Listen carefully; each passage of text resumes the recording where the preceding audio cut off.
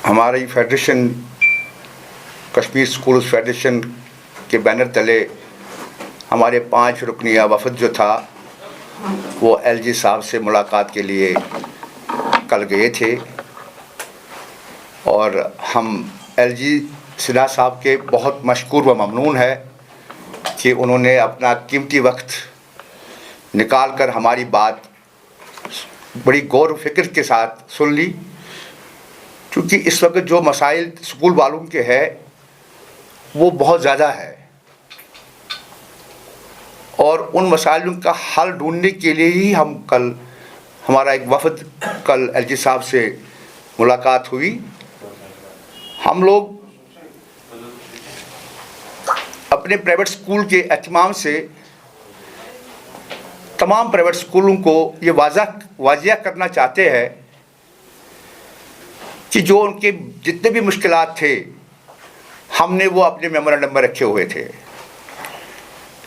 उसके बाद एलजी साहब ने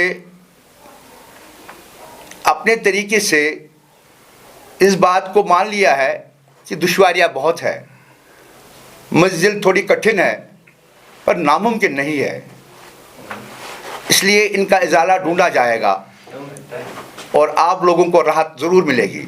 और तमाम स्कूल्स को हम ये खबरदार कर रहे हैं कि भाई हमें एक होना है, ये लड़ाई एक होकर ही लड़ी जाएगी, इसमें कोई दो राह नहीं है।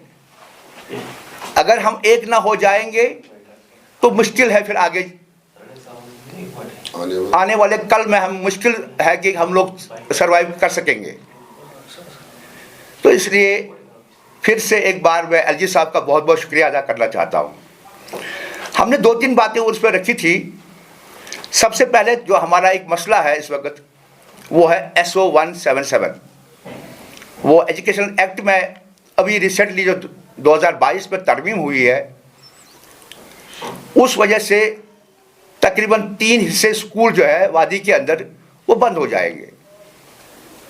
तो उस बात पर बड़ी गौर फिक्र करना है, सबको करना है, गवर्नमेंट को भी करना है और जो भी उनके साथ मुशीर है, एडवाइज़र्स होते हैं, उसके साथ साथ हमारी टीमें जितने भी बनेगी अब आगे, उनको भी इस पर बहुत ज़बरदस्त गौर फिक्र करना है कि इस सेक्टर को कैसे बचाया जाए।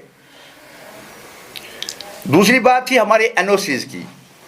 हमने बहुत सारे टाइम से पहले ही ये कह के रखा था कि NOC जो है इसका टाइम पीरियड बढ़ाया जाए। तो एलजी साहब ने कल इस पर हमें पूरी तरह से आश्वासन दिया कि जो 1 साल के लिए आपकी NOCs थी उसको 5 साल बढ़ाया जाएगा। तो इसलिए हम लोग चाहते हैं कि जितनी भी राहत वहाँ से मिले, इस टेबल से, एलजी ऑफिस से, हम चाहते हैं कि सारे स्कूल वाले खुल के काम करें और पेरेंट्स के ऊपर जो दबाव इस वक्त बना हुआ है वो भी कम हो जाए। एक सिंगल विंडो सिस्टम हो जहाँ से हमारी ये NOC जो है वो मिलती रहेगी। और उस पर भी एलजी साहब ने ये बात मानी है कि नहीं, यही होना चाहिए। और उसके बाद हमारी टीम ने NOCs को हासिल करने के बाद एक और इशू उठाया था, वो है कि हमारे लैंड का मसला अभी पेंडिंग है। लैंड का जो इशू है वो बहुत बड़ा लैंड का इशू चला हुआ है इस वक्त, गवर्नमेंट लैंड, जिस पर कई स्कूल वाले इस वक्त होते हैं और बैठे हुए हैं, स्कूल बनाए हुए हैं 25 साल पहले, 30 साल पहले, उसका भी कुछ इजाला ढूंढा जाए। तो इस हल के लिए भी एक कमेटी तश्कील हो जो ये फैसला करे कि कैसे इसका हल निकाला जाएगा। आखिर पर मैं फिर से अपने स्कूल बरादरी भाइयों को और बाकी जो भी हमारे यहाँ की गवर्नमेंट चलाने वाले हुक्मरान हैं उनको मुबारकबाद देता हूँ कि वो हमारी बात सुन रहे हैं। जैसे कि कल की बात यही है, उससे पहले हम FFC कमेटी में भी गए, वहाँ के चेयरमैन साहब ने भी हमारी बात को अच्छी गहराई से सुना।